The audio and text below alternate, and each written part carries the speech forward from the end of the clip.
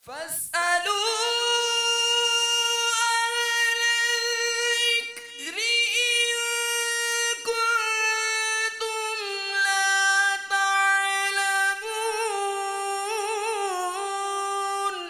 ऐ लोगो, इल्म वालों से पूछो अगर तुम्हें इल्म न हो। अल्हम्दुलिल्लाहि रब्बिल आलमीन वस्सलातु वस्सलामु अला सय्यिदिल अंबिया वल मुरसलीन अम्मा बअद फ़अऊज़ु बिल्लाहि मिनश शैतानिर रजीम बिस्मिल्लाहिर रहमानिर रहीम अस्सलातु वस्सलामु अलैका या रसूलल्लाह व अला आलिका व अस्हाबिका या हबीबल्लाह अस्सलातु वस्सलामु अलैका या नबियल्लाह व अला आलिका व अस्हाबिका या नूरल्लाह। मदनी चैनल के नाज़रीन को दारुल इफ्ताह अहले सुन्नत के सिलसिले में मरहबा कहता हूँ। सबसे पहले दुरूद पाक की फ़जीलत सुनते चले जाते हैं। दुरूद पाक के फ़ज़ाइल बेशुमार हैं जिनको शुमार में लाना इंसान के लिए मुमकिन नहीं। अल्लाह तबारक व तआला की रहमतें दुरूद पढ़ने वाले पर छमाछम बरसा करती हैं। और एक रिवायत के अंदर इरशाद फरमाया गया जिसका मफ़हूम कुछ यूँ है कि जो शख्स मुझ पर रोज़ाना 1000 बार दुरूद पाक पढ़ेगा मरेगा नहीं जब तक कि जन्नत में अपना मकाम ना देख ले। सल्लु अलल हबीब सल्लल्लाहु तआला अला मुहम्मद सल्लल्लाहु तआला अलैहि व आलिहि वसल्लम। कॉल्स की तरफ बढ़ने से पहले एक बड़ी ही अहम बात है ज़कात के हवाले से। रमज़ान के अंदर बहुत सारे मुसलमान जो है वो अपनी ज़कात अदा करते हैं, दीगर नवाफिल भी निकाला करते हैं।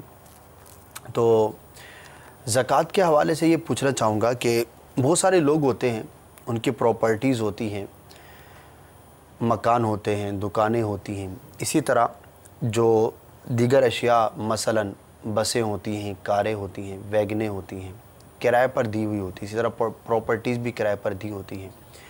अगर मालियत की तरफ नज़र करते हैं तो लाखों करोड़ों रुपए की भी होती हैं लेकिन होती ये किराए पर है और उसे नफ़ा जो है वो मालिक हासिल करता है। तो इस तरह की अशिया के बारे में ज़कात का क्या हुक्म होगा?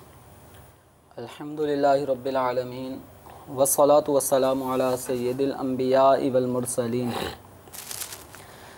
सवाल में जो आपने जिन चीज़ों का बयान किया है कि प्रॉपर्टीज़ हैं, फ्लैट्स हैं, मकान हैं, बसें, वैगनें, रक्शे, टैक्सियाँ, कारें हैं, लेकिन ये सब चीज़ें किराए पर दी हुई हैं जी।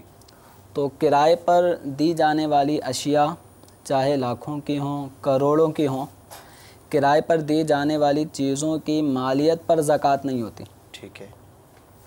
अगरचे लाखों की हो तो इनकी जो भी आमदनी आ रही है जी, वो आमदनी अगर बचती है, यानी जिसको हम किराया कहते हैं, रेंट आ रहा है, किराया आ रहा है, ये वो मंथली या हफ्तवार या सालाना अगर चार्जेस लेता है, किराया लेता है और ये किराया उसका जमा होता रहता है जी, तो उस किराए के ऊपर देखा जाएगा कि अगर इसका ये किराए की रकम जमा होती है और निसाब के बराबर या निसाब से ज़ायद होती है, जैसे 52.5 तोला चांदी का की जो मालियत है ये निसाब है ज़कात का जी।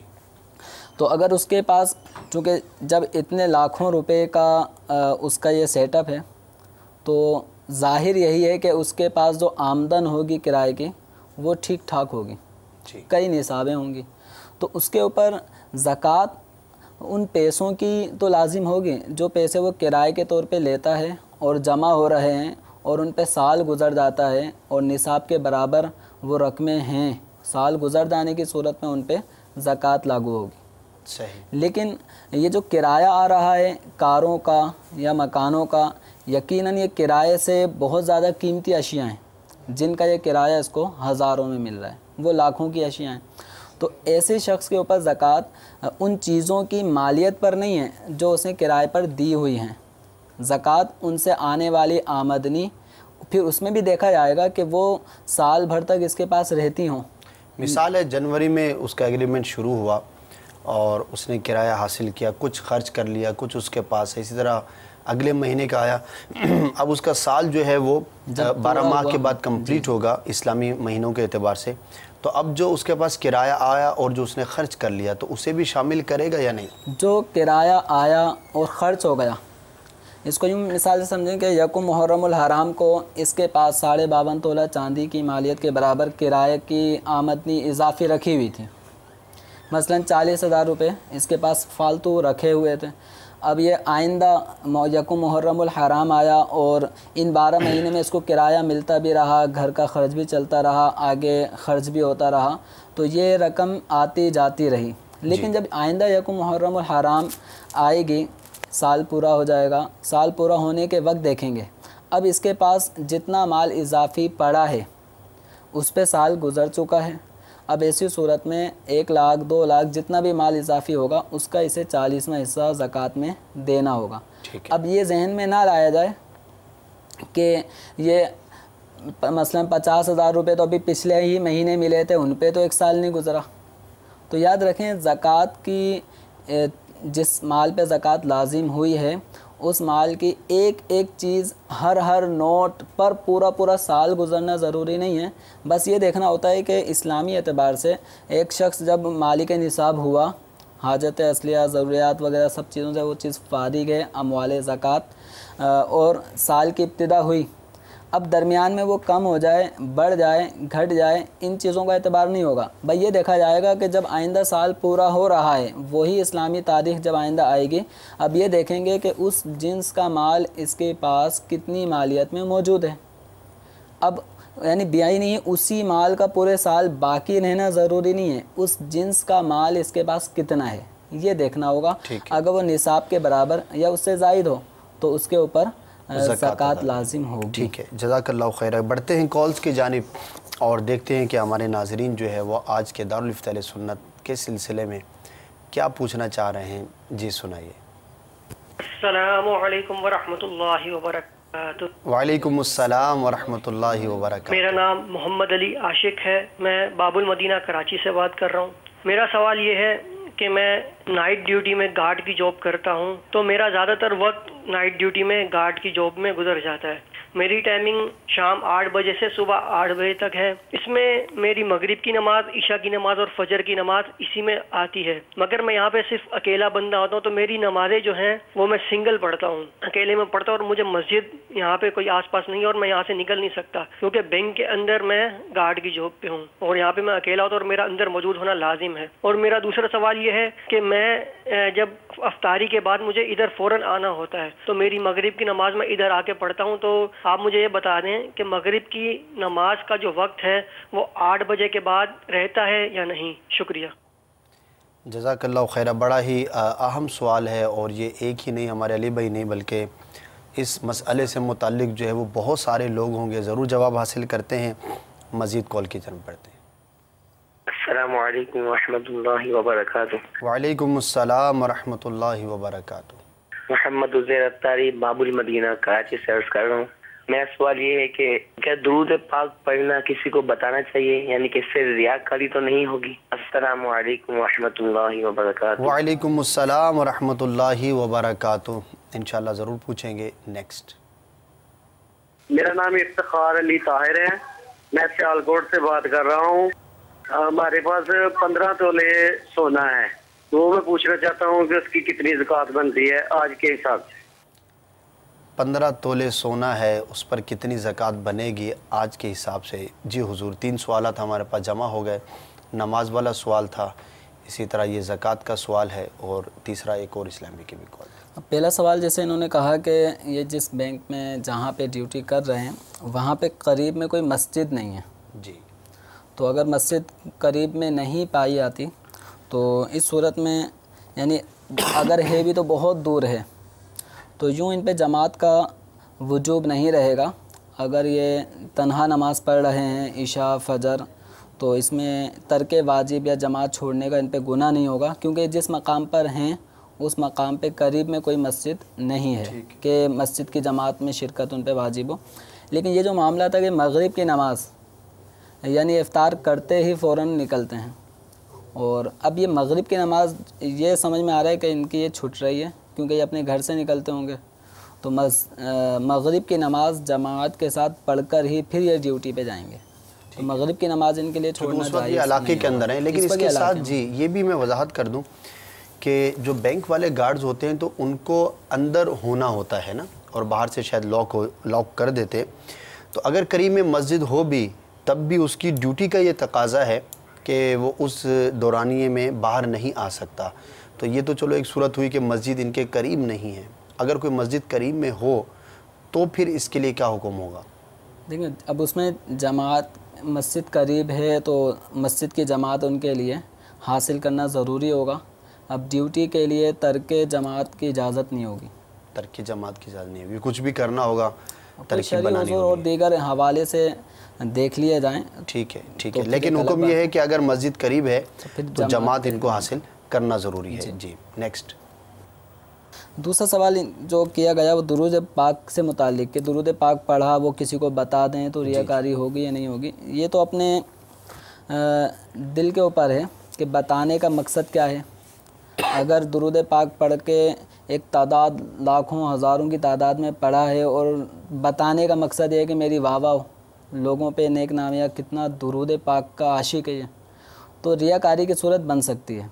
और अगर दुरूद पाक का इज़हार इसलिए कर रहा है कि मेरा ये भाई भी मुझसे तरग़ीब हासिल करे और वो भी दुरूद पाक पढ़ने लग जाए, वो भी ये बात जान ले कि दुरूद पाक पढ़ना कोई मुश्किल काम नहीं है और इसके लिए इस तरह से टाइम निकाला जा सकता है, तो नीयत के ऊपर डिपेंड करता है। ये फ़र्क कैसे करेंगे? बड़ा मुश्किल है कि अब मैं बता रहा हूँ किसी को, तो अब मैं कैसे फ़र्क करूँ कि मेरी नीयत जो है वो खालिस है?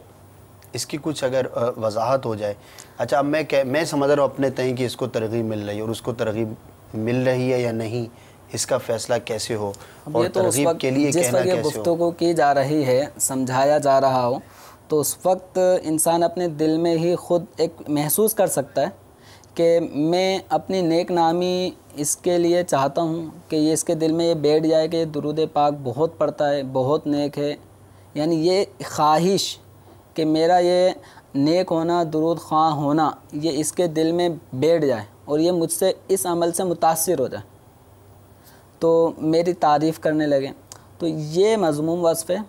अलबत्ता ये कि उसको खालिसतन दुरूद पाक के हवाले से बताना, उसकी अहमियत बताना या कोई एक बरकत इसको दुरूद पाक की हासिल हुई हो उसके बारे में वाज़े करना, और नीयत यह है कि दुरूद पाक की अहमियत इसके दिल में बैठे, मेरी अहमियत नहीं, दुरूद पाक की फ़जीलत, उसकी अहमियत, बरकत इसके दिल में जम जाए और ये भी दुरूद पाक का आशिक बन जाए। तो ये एक अलग बात है, से बताना जो है वो अच्छा है और दुरुस्त है। तीसरा ज़कात का मसला था। तीसरी जो सूरत सवाल की गई कि 15 तोले सोना है, तो 15 तोले सोने पर कितनी ज़कात है?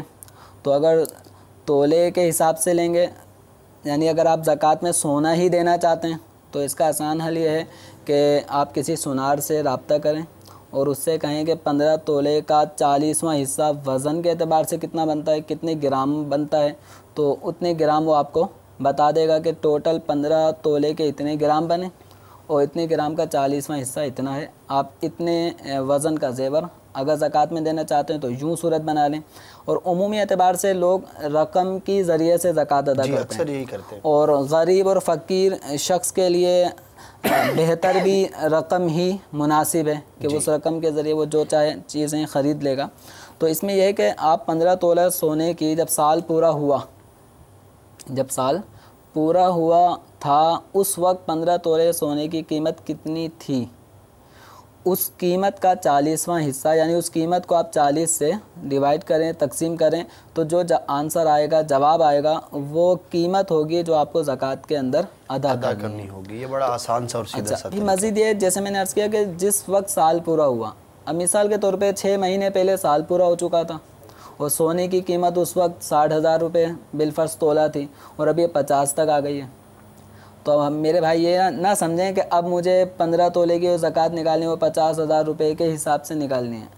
नहीं, जब साल पूरा हुआ था इस्लामी एतबार से इस सोने के ऊपर, उस वक्त जो इसकी कीमत थी तो वो कीमत अदा करनी होगी। अब ये कैसे पता चले? अब 6 माह पहले कीमत का जो है वो अंदाज़ा कैसे लगाए? ये कोई मुश्किल काम नहीं है। हमारे यहाँ पुरानी खबरें मालूम करने के ज़राए हैं। तो इसी तरह जो सुनार हैं, जो बाकायदा सुनार होते हैं और अच्छे सुनार होते हैं, उनके पास ये पिछले महीनों और पिछले सालों तक का पूरा रिकॉर्ड होता है। ठीक है, तो उनसे रब्ता किया जा सकता है। उनसे रब्ता किया जाए और जो साल पूरा होने पर उसकी कीमत थी उसके हिसाब से जो है वो ज़कात को अदा किया जाएगा। आपके सवालात के जवाबात हमने लिए। बढ़ते हैं मज़ीद कॉलर्स की जानिब और सुनते हैं कि आज हमारे इस्लाम भाई मज़ीद क्या पूछ रहे हैं। जी सुनाइए। अस्सलामु अलैकुम। वालेकुम अस्सलाम व रहमतुल्लाहि व बरकातुहू। मेरा नाम जवेद इकबाल औसारी है गुजरात से। मैं पूछना चाहता हूँ कि हमारी मस्जिद में जो नमाजी कुर्सी पे बैठ कर नमाज पढ़ते हैं, जब हम नीचे कुरान पाक पढ़ रहे होते हैं तो क्या वो ऊपर कुर्सी पे बैठकर कुरान पाक पढ़ते हैं, तो इसमें कोई मसला तो नहीं? जी हुजूर, बड़ा ही अहम मसला है। और ये कुर्सी तो वैसे भी मसला ही है, मस्जिद के बाहर भी कुर्सी का मसला है। बहरहाल मसाजिद के अंदर आजकल ये एक बड़ा ही उमूमी मसला बनता चला जा रहा है और इसका एक और पहलू इन्होंने सवाल किया, इंशाल्लाह ज़रूर आपको जवाब देंगे। नेक्स्ट कॉल दे दीजिए। मैंने एक सवाल के बारे में पूछना था कि जैसे कपड़े की दुकान होती है, करियाने की दुकानें होती हैं, मेरी करियाने की दुकान है। अब अजान होती है, अजान में हम लड़के होते हैं 2-3 दुकान पे ना, तो पहले 2 को भेज दिया, एक दुकान में रहता है, वो जमात के साथ पढ़ाते हैं, तो फिर दूसरा जो है वो बाद में जाके पढ़ता है। तो अब वो जारी बात बार बार जोहर असद मगर ये 3 जमातें आती हैं तकरीबन दुकान में ना, तो अब जो जमात के साथ नहीं पढ़ रहा वो क्या करे, उसमें दुकान बंद करके जाते हैं तो फिर वो गाहकी ख़राब होती है। जी, दुकान बंद करके जाते हैं तो गाहकी ख़राब होती है। वैसे रमज़ान है, रमज़ान में किराने का काम वैसे उरूज पर होता है और असर मगरिब में शाम में तो गाहकों का रश होता है। क्या किया जाए इंशाल्लाह ज़रूर आपको बताते हैं, हमारे साथ रहिएगा। एक और कॉल दे दीजिए। वैस रज़ा बात कर रहा हूँ बाबुल मदीना कराची से। मेरा सवाल ये है कि जब नए नोट लेने के लिए हमें ईद के दौरान अक्सर ईद के वक्त पे अक्सर कुछ ऊपर पैसे देने पड़ जाते हैं, जैसे नए नोटों की 1 दस्ती के लिए हमें 100 रुपये या 50 रुपये ज़्यादा जायद वसूल किए जाते हैं, तो क्या इस सूरत में नए नोट लेना जायज़ होंगे या नहीं? नए नोटों की ख़रीदो फ़रोख्त भी आजकल उरूज पर होगी। जूं ईद के दिन करीब आते जाएंगे तो 10 रुपये की कीमत मज़ीद से मज़ीद बढ़ती चली जाएगी। क्या किया जाए इंशाल्लाह ज़रूर अर्ज़ करते हैं। एक और कॉल दे दीजिए। मैं दमे का मरीज हूँ और सांस की प्रॉब्लम रहती है मुझे अक्सर, और इस रमज़ान मुबारक में मैं इनहेलर वगैरह इस्तेमाल कर सकता हूँ रोज़े के दौरान या नहीं? इनहेलर के बारे में क्या हुक्म है ज़रूर आपको बताते हैं। जी हुजूर, 4 कॉल्स हमारे पास आई, आपने नोट भी कर ली, इनके जवाब। मस्जिद में कुर्सी पर नमाज़ पढ़ना ये तो एक माजूर शरई अगर कोई है तो वो नमाज़ पढ़ सकता है कुर्सी पर। अब सवाल ये है कि वो कुर्सी पे नमाज़ पढ़ रहा है, उसके करीब ही कोई शख्स कुरान पाक की तिलावत कर रहा है, लेकिन वो कुर्सी पर नहीं है, वो नीचे बैठा हुआ है।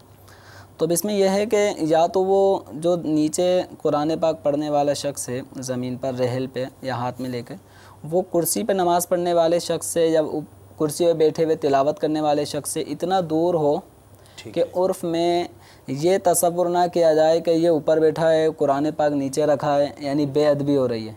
तो इतना दूर हो कि उर्फ़न इस तरह ऊपर नीचे होने को बेअदबी तसव्वुर ना किया जाए, तो इसमें कोई हरज नहीं है। मसलन कोने में मस्जिद के कोने पे कुर्सी रखी है और मेहराब वाली साइड पे या उस वाले कोने पे कोई कुरान पाक हाथ में लेके नीचे बैठ के पढ़ रहा है, तो इसमें कोई हरज नहीं है। ठीक है, यानी देखने वाला जो है उसको ये ना समझे कि ये कुरान से बुलंद बैठा हुआ है। तो ये चूँकि अदब का या बेअदबी का ताल्लुक़ उर्फ़ पे मबनी है, मुसलमानों के उर्फ़ में जिस चीज़ को बेअदबी तसव्वुर किया जाता है उससे बचेंगे। अगर कोई करीब में ही कुर्सी पे बैठा हो और नीचे कोई कुरान पाक पढ़ रहा हो तो इसको बेअदबी तसव्वुर किया जाएगा। अब इसमें देखना है कि गलती किसकी है। ठीक है, कुर्सी वाला कहे मैं कुर्सी पे बैठूँगा, वो कहे मैं यहीं बैठूँगा, तो जो पहले बैठा है ठीक है, अब बाद में आने वाले को उसकी रियायत करनी चाहिए। अगर वो पहले से कुरान पाक नीचे बैठ के पढ़ रहा है तो कुर्सी वाले को चाहिए कि वो इतनी दूर कुर्सी ले जाए कि ऊपर नीचे का मामला उर्फन बेअदबी वाला ना बने। या वो पहले से कुर्सी पे बैठा है तो अब कुरान पाक पढ़ने वाले की ज़िम्मेदारी बनती है कि ये इतनी दूर जाके पढ़े कि ऊपर नीचे का मसला ना रहे। ठीक है, जज़ाकल्लाह खैरा। उम्मीद है आपको जवाब मिल गया होगा। जी नेक्स्ट। दूसरा सवाल ये कि अगर किराने की दुकान है और जमात भी पानी है और काम करने वाले मुख्तलिफ हैं, तो कुछ जाते हैं कुछ नहीं जाते हैं। तो देखें, जमात सबके लिए है, तो तर्क जमात के आज़ार जहाँ पाए जाएंगे वहाँ पे सहूलत मिलेगी। तो इसमें ये होता है बाज़ इलाक़ों में ये भी सहूलत होती है कि नमाज जैसे कहीं 5:45 है तो कहीं पर 6 बजे है, कहीं 1:30 बजे है, कहीं 1:45 बजे। तो ये एहतिमाम कर लें कि कुछ इस मस्जिद में चले गए और जब वो आ गए तो दूसरी मस्जिद में चले गए, यूँ जमात हासिल कर लें।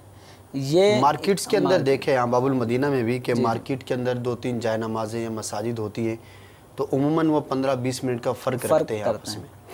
तो खारा देर के एरिया में बहुत करीब करीब मस्जिद हैं, वहाँ मस्जिद वालों ने आपस में अपने टाइमिंग सेट किए तकसीम किए हुए। अच्छी बात है, तो इससे लोगों को गुनाह चले से आते हैं, कुछ इधर बचाना मुमकिन हो जाता है। तो ये एहतिमाम करें। अगर ये ना हो, इस तरह की सूरत ना हो, एक ही मस्जिद है, करीब भी है, कोई शरई उज़्र भी नहीं है। अब जहाँ तक इनका ये मामला, जो आखिरी जुमला था वो इस पूरे सवाल की जान थी कि अगर बंद करके आते हैं तो ग्राहक टूटते हैं, फ़र्क पड़ता है। ये तो पड़ेगा ना। तो देखें कुरान पाक के अंदर अल्लाह तबारक व तआला ने उन लोगों की तारीफ़ फरमाई है, रिजालुल ला तुल्हीहिम तिजारतुन वला बैउन अन ज़िक्रिल्लाह, कि कुछ मर्द ऐसे भी हैं कि जिन्हें ज़िक्रुल्लाह से, नमाज अदा करने से तिजारत और ख़रीद व फ़रोख्त गाफिल नहीं करते। सही।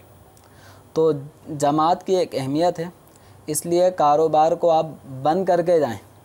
जब आप नमाज़ों के औकात में अपना कारोबार बंद करके जाएंगे तो जो आपका पक्का ग्राहक है उसने नमाज़ पढ़ के आपके पास ही आना है, और जिसने दुकान नमाज़ों के वक्त में भी खोलनी है तो वो ये जहन में ना लाए कि नमाज जमात छोड़ने से मेरी बिक्री ज़्यादा हो रही है और जमात में शिरकत करने से कम हो रही है। ऐसा नहीं है। ग्राहक जो आपसे मुतमईन है वो आपसे ही लेगा, और उसको अगर पता होगा कि आप जमात के का इतना अहतमाम करते हैं कि आप जमात नहीं छोड़ते, तो वो नमाज के बाद आपके पास आएगा। आपका ग्राहक से लेन देन अगर प्रॉपर हो ना, सीधा सुथरा सच्चा, तो ग्राहक कहीं पे भी नहीं जाएगा। आपकी नमाज के बाद वो भी हो सकता है नमाज़ पढ़ने जाए, क्या ये भी नमाज़ पढ़ने गए होंगे, मैं भी नमाज़ पढ़ने जाऊँगा, नमाज़ पढ़ के आऊँगा। तो ये कोशिश की जाए। माशाल्लाह। इन्नमल आमालु बिन्नियात। माशाल्लाह। बल्कि अगर सारे ही दुकानदार, बिल्कुल, जो भी मुसलमान हैं माशाल्लाह, अगर, और हमारे अल्हम्दुलिल्लाह एक भारी अक्सरियत जो मुसलमान ही होते हैं, इक्का दुक्का कोई होता है गैर मुस्लिम, तो वो भी कहीं हुआ तो हुआ। तो अगर सारे ही ये हिम्मत करें और कोशिश करें, देखिए ट्रेंड बनने से बनता है। हमारी मार्केट्स खुलने का ट्रेंड मुख्तलिफ होता है, वो तुजार की आदत के मुताबिक होता है। कहीं पर 10 बजे खुल रही है, कहीं पर 12 बजे खुल रही है। बाबुल मदीना में कई मार्केट्स तो ज़ोर के बाद खुल रही होती हैं। इसी तरह बंद होने का जो आपने बनाया, उर्फ़ आदत बनाई, वही बन गई। क्या खूब हो, और मुसलमानों का बाज़ार कितना खूबसूरत लगे और कितना लुत्फ़ हो, और उस माल के अंदर और कारोबार के अंदर बरकत भी कैसी हो कि वहाँ का ट्रेंड यही बन जाए कि भाई अज़ान होते ही बाज़ार बंद हो जाएगा, सब लोग जो है वो नमाज के लिए जाएंगे, दुकानदार भी, ग्राहक भी, और जब नमाज का सिलसिला ख़त्म हो जाएगा तो फिर आकर ख़रीदो फ़रोख्त का सिलसिला जारी होगा। तो इस तरफ अगर हम सोचें तो इंशाअल्लाह अज़्ज़ व जल ज़रूर तब्दीली आएगी। दुनिया के कई ममालिक ऐसे हैं, हम जानते हैं कि वहाँ पर नमाज़ों के औकात के अंदर बाकायदा बाज़ार जो है लोग बंद कर देते हैं। हर जगह पर ऐसा नहीं कि गवर्नमेंट की तरफ से ही सख्ती होती है, बल्कि माशाअल्लाह बाज़ जगहों पर यह है कि लोग जो है वो बंद कर देते हैं, चले जाते हैं। तो अल्लाह तबारक व तआला अता फ़रमाने वाला है, वही मालिक है, वही कादिर है, वही कदीर है, वही रज़्ज़ाक़ है। उसी पर अगर हम तवक्कुल करेंगे तो इंशाअल्लाह अज़्ज़ व जल हमारा कारोबार भी कहीं नहीं जाएगा। नमाज को थाम लीजिए, इंशाअल्लाह अज़्ज़ व जल माल में भी ज़रूर बरकत होगी। बहरहाल जमात से नमाज़ पढ़ना आपके लिए ज़रूरी होगा। जी हुज़ूर, नेक्स्ट। एक और सवाल ये किया गया था कि नए नोट और पुराने नोट का तबादला होता है, और बच्चों की ईदी के सिलसिले में मुख्तलिफ़ जगहों पे देने के लिए भी इसका अहतमाम करते हैं। तो इसके अंदर दो सूरतें हैं। एक तो यह है कि आपने मिसाल के तौर पे 1025 रुपये दिए और 10 के नोट कड़क 100 ले लिए 1000 जी। तो अगर ये लेन देन हाथों हाथ हो रहा है, ठीक है, तो हाथों हाथ या आपने 1025 या 40 जो भी उस वक्त रेट हों, तो उस रेट के मुताबिक आपने उतने रुपए उसको दे दिए पुराने नोट, और नए नोट की गड्डी ले ली, तो ये जायज़ है। ठीक है। अच्छा, नाजायज़ सूरत क्या है? आपने पैसे अभी पकड़ा दिए, उसने कहा कल ले लेना, सही, या अभी नहीं है बाद में ले लेना, ठीक है, तो एक तरफ़ा कब्ज़ा हुआ, एक तरफ का कब्ज़ा भी बाकी है, ठीक है, तो ये जायज़ नहीं है। या आपने अभी नोट ले लिए कड़क और आपने कहा मैं 1 हफ़्ते बाद आपको इसके दूसरे पैसे दे दूँगा, तो ये जायज़ नहीं है। तो नक़द हाथों हाथ सौदा अगर करें 1000 रुपये की गड्डी पर 1050 या 1100 रुपये जो बाहमी रज़ामंदी के साथ तय हो जाए तो ये जायज़ है, लेकिन उधार का अमल इसमें जायज़ नहीं होगा। उधार जायज़ नहीं है, नक़द जायज़ है। नक़द जायज़। जज़ाकल्लाहु खैरा। मेरे ख्याल आपके सवाल मुकम्मल हो गए। एक सवाल एक और है। था आखिरी के, वो दमे के मरीज़ हैं, हाँ जी, और इन्हेलर का इस्तेमाल उनके लिए करते हैं वो। तो याद रखें, रोज़े की हालत में इन्हेलर का इस्तेमाल करने की वजह से उसके जो बुखारात हैं वो हलक के ज़रिए पेट में उतरेंगे, ठीक है, और इससे रोज़ा टूट जाएगा। रोज़ा टूट जाएगा। तो इसलिए ये इन्हेलर का इस्तेमाल ना करें। रोज़ सहरी करने से पहले, सहरी इफ़्तार के वक्त, इस वक्त कोई दवाओं का ऐसा एहतिमाम अगर ये कर सकते हों कि इनका ये रोज़े का दौरानिया सही तौर पे गुजर जाए, ऐसी टेबलेट्स वगैरह आती हैं कि जिनके ज़रिए से जो भी इसका नेमल बदल हो वो इख्तियार कर लिया जाए। तो इन्हेलर का इस्तेमाल जो ना ये रोज़े के अंदर रोज़े को तोड़ देगा, रोज़े को तोड़ देगा। ठीक है, जज़ाकल्लाहु खैरा। जी मज़ीद कॉल दे दीजिए। अस्सलामु अलैकुम वरहमतुल्लाहि वबरकातुहू। वालेकुम अस्सलाम वरहमतुल्लाहि वबरकातुहू। मेरा नाम मोहम्मद उमर है, मैं रावलपिंडी से बोल रहा हूँ। मैं ये जानना चाह रहा हूँ कि जब गौसल किया जाता है तो क्या नमाज के लिए भी गौसल के दौरान ही वो काफ़ी होगा या इलादा करना पड़ेगा? गुस्ल के दौरान नमाज के लिए वज़ू हो जाएगा या दोबारा से करना होगा? जी ज़रूर बताते हैं आपको। एक और कॉल दे दीजिए। अस्सलामु अलैकुम वरहमतुल्लाहि वबरकातुहू। वालेकुम अस्सलाम वरहमतुल्लाहि वबरकातुहू। मेरा नाम मोहम्मद नुमान अत्तारी है, बाबुल मदीना कराची गार्डन के एरिया से बात कर रहा हूँ। मेरा ये सवाल है, हमने जो अभी दुकान ली है, दुकान में माल है, क्या हमारे माल के ऊपर ज़कात बनती है? इसके बारे में हमारी रहनुमाई फरमा दी है, आपकी बहुत बहुत मेहरबानी होगी। अस्सलामु अलैकुम वरहमतुल्लाहि वबरकातुहू। वालेकुम अस्सलाम वरहमतुल्लाहि वबरकातुहू। जी हुजूर, एक वज़ू का मसला था गुस्ल के दौरान, और दूसरा अभी दुकान लिए। गुस्ल जब इंसान करता है तो गुस्ल के अंदर चेहरा भी धुल जाता है, हाथ भी धुल जाते हैं, कोहनियों समेत पाँव भी धुल जाते हैं, सर पे तो ठीक ठाक पानी पड़ता है। तो जो आज़ाए वज़ू हैं वो तो गुस्ल के अंदर अच्छी तरह अदा हो जाते हैं, उन पे पानी पड़ता है, धुल जाते हैं, पानी बहता है। तो अगर कोई अच्छी तरह गुस्ल कर लेता है तो उसमें ऑटोमेटिक वज़ू भी हो गया, अगरचे गुस्ल से पहले एहतिमाम के साथ वज़ू करना पहले मसनून है। तो अब जब गुस्ल कर लिया तो नए सिरे से वज़ू करने की हाजत नहीं है, वही नहाया हुआ गुस्ल, वो नहाने से होने वाला वज़ू, ये जो है ना नमाज के लिए काफ़ी है, नया वज़ू करने की हाजत नहीं है। और दूसरा जो सवाल किया गया, दुकान ली है, उसमें जो सामान है तो ज़कात किस पर है? तो दुकान पे ज़कात नहीं है। दुकान में जो सामान है ख़रीदो फ़रोख्त से मुताल्लिक, जो माल आपने ख़रीदा है बेचने वाला, ठीक है, तो उस माल के ऊपर ज़कात बनेगी जो निसाब के बराबर हो। वरना जो दुकान में बहुत सारी ऐसी चीज़ें होती हैं जो सामान तो हैं लेकिन वो बेचने वाला सामान नहीं है, जैसे फ्रीज़र हो गया, रैक्स हो गए, या फ्रिज हो गया, पंखे हो गए, या तराजू हो गए, इलेक्ट्रॉनिक्स। तो ये चीज़ें बेचने से ताल्लुक़ नहीं रखती, तो इन पे ज़कात नहीं है, चाहे कितनी ही मालियत की हो। वो सामान जो आपकी दुकान में बेचने से ताल्लुक़ रखता है, बिकता है, उसकी मालियत के ऊपर ज़कात होगी साल पूरा होने पर और दीगर शराइत के मुताबिक होगी। हमारा सिलसिले का वक्त जो है वो इख्तिताम को पहुंचा। मदनी चैनल देखते रहिए। अल्लाह तबारक व तआला आपको हम सब को दीन और दुनिया की बेशुमार भलाइयाँ अता फ़रमाए। आमीन बिजाहिन नबील अमीन सल्लल्लाहु तआला अलैहि वसल्लम। सल्लु अलल हबीब सल्लल्लाहु तआला अला मुहम्मद सल्लल्लाहु।